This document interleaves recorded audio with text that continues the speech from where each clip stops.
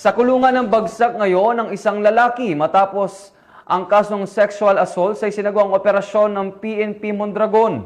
Ang balitang yan ay tinutukan ni Patoluman Cristel Palapax. Ng mga otoridad ang isang lalaking wanted person na may kasong sexual assault sa barangay Santa Catalina, Mondragon, Northern Samar. Bandang alas 2:20 ng hapon nang maresto ang akusado ng matauhan ng Mondragon Municipal Police Station sa bisa ng warrant of arrest para sa kasong sexual assault kaugnay sa Section 5 ng RA 7610 o Special Protection of Children Against Abuse, Exploitation and Discrimination Act na may nirekomendang piyansa na 200,000 piso para sa pansamantalang kalayaan. Ang akusado ay dinala sa Mondragon Municipal Police Station para sa kauklang dokumentasyon at tamang disposisyon. Patunay lamang na ang Mondragon PNP ay hindi nagpapabaya sa kanilang sinumpaang tungkulin na huliin ang mga taong tiwalag sa batas upang mapanatiling ligtas ang komunidad nang sa gayon may patupad ang kapayapaan ng bansa para sa ligtas at maunlad na bagong Pilipinas.